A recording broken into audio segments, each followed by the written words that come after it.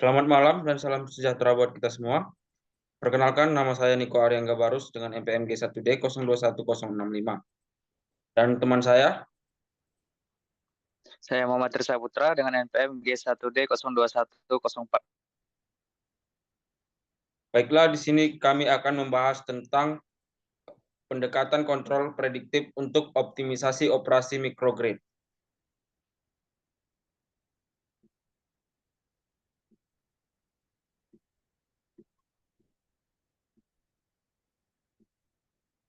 Yang pertama yaitu pendahuluan.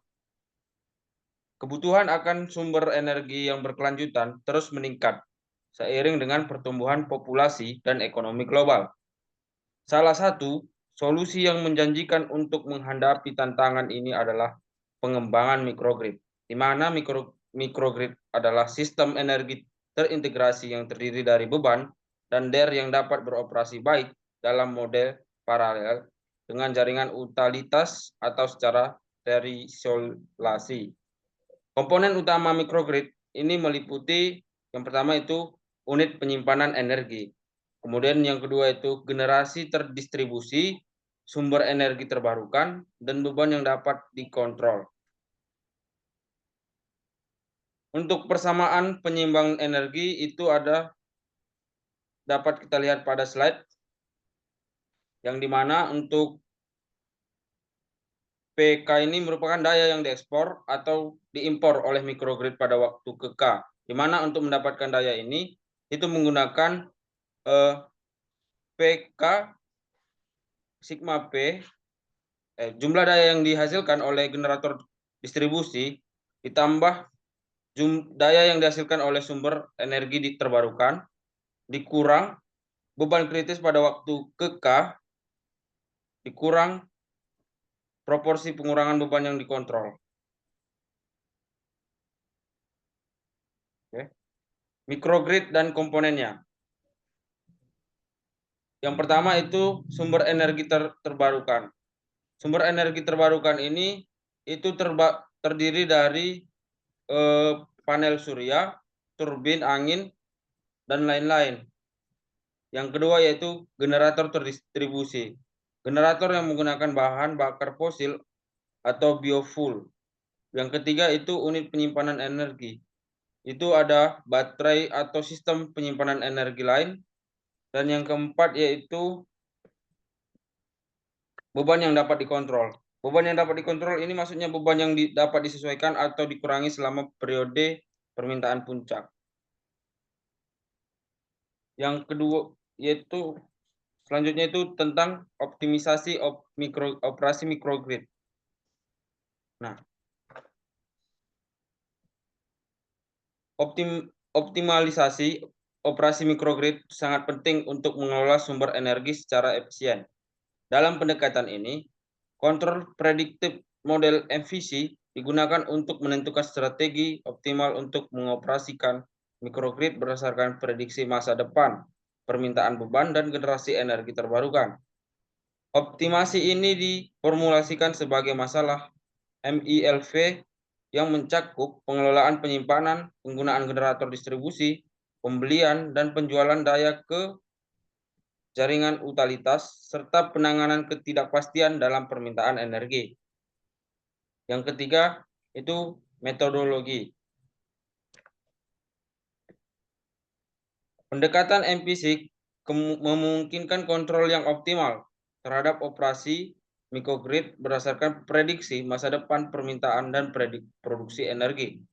Pendekatan ini diformulasikan sebagai masalah optimasi MILV, di mana model MPC menggabungkan variabel biner untuk pengambilan keputusan, unit komitmen generator, dan variabel kontinu untuk menggambarkan produksi, daya, dan penyimpanan energi. Kemudian untuk slide selanjutnya itu akan dijelaskan oleh teman saya. Buat teman saya dipersilakan.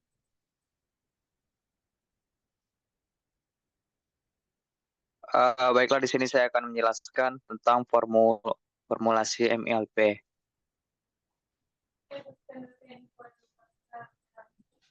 Masalah optimasi pada operasi microgrid dapat diformulasikan sebagai masalah, yaitu Mixed Integer Linear Programming atau biasa disebut MILP yang melibatkan variabel binar, misalnya on-off dari generator. Kemudian juga continue, misalnya jumlah energi yang dihasilkan atau disimpan. Fungsi objektif untuk masalah ini dapat ditunjukkan pada persamaan yang di bawah ini.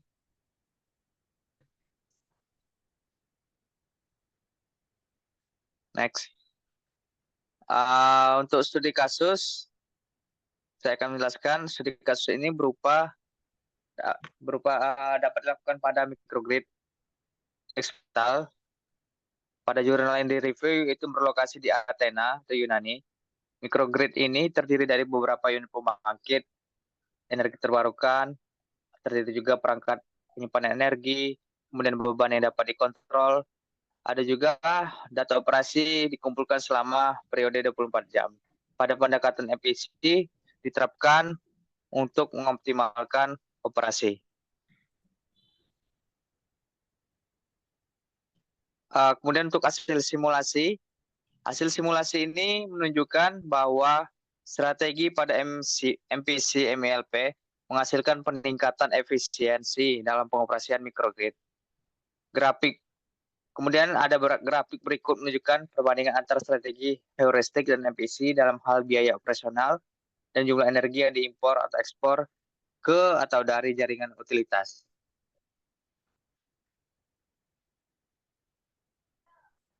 Nah, ini dapat dilihat pada grafik ini pada gambar 1, yaitu unit DG pembangkit daya selama 24 jam. Pada yang A ini daya yang dihasilkan itu pada heuristik. Kemudian yang B untuk MPC MILP.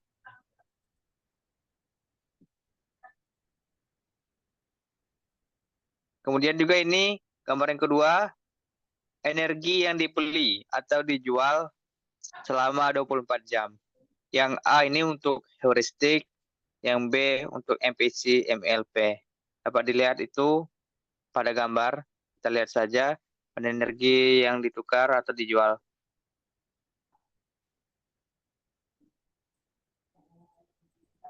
Kemudian pada tabel kan perbandingan strategi optimasi pada operasi microgrid tanpa penyimpanan dan dengan penyimpanan. Nah, yang dengan penyimpanan, strategi menggunakan strategi heuristik, total biaya yang dikeluarkan yaitu 452,8 dengan koreksi cost atau jumlah biaya sebesar 0. Pada MPC MILP, total cost senilai 418,9 dengan total biaya koreksi yaitu 59,5. Pada perbandingan strategi optimasi microgrid dengan penyimpanan menggunakan strategi heuristik dapat dilihat pada tabel total biaya yaitu sebesar 403,3 dengan pengkoreksian biaya sebesar 49,8. Kemudian pada MPC MI total cost yaitu senilai 788,3 dengan koreksi biaya 435,8.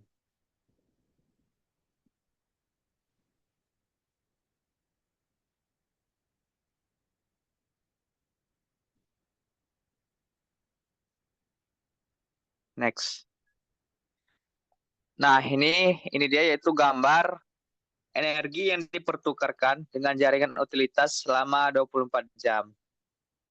Nah, ini langkah waktunya 24 langkah waktu, maaf, bukan 24 jam, selama 6 jam dengan 24 langkah waktu.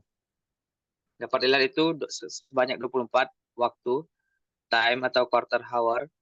Yang pertama, yang A itu percobaan 2 dengan MPC selama 24 langkah waktu. Dan yang B ini percobaan 3 MPC selama 72 langkah waktu. Daya yang dikonsumsi. Nah, kemudian gambar 4 ini, energi yang dipertukarkan dengan jaringan utilitas selama 24 langkah waktu atau 6 jam. Next, 24 langkah waktu, 6 jam untuk percobaan 1 dengan tanpa MPC. Hasil simulasi menunjukkan bahwa microgrid yang menggunakan MPC berhasil mengurangi pembelian energi dari jaringan utilitas pada saat harga energi tinggi. Kemudian juga selain itu, sistem mampu menyesuaikan operasi unit penyimpanan energi secara efisien dengan memanfaatkan harga energi lebih murah. Kemudian juga hasil menunjukkan bahwa penggunaan pendekatan MPC menghasilkan pengurangan biaya operasional sebesar 15% dibandingkan pendekatan konvensional. Grafik berikut menunjukkan perbandingan antara biaya operasi dengan dan tanpa penggunaan MPC.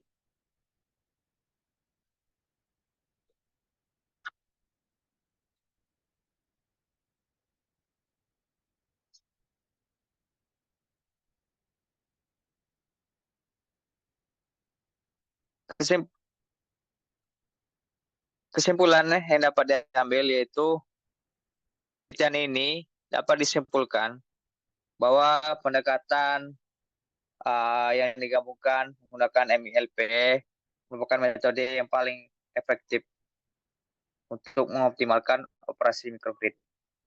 Pendekatan ini juga mampu mengurangi biaya operasional, memaksimalkan penggunaan energi terbarukan, dan dapat menangani ketidakpastian dalam permintaan energi dan juga harga energi.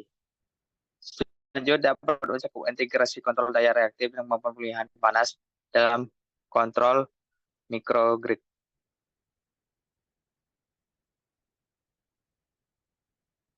Terima kasih. Saya kembalikan kepada moderator.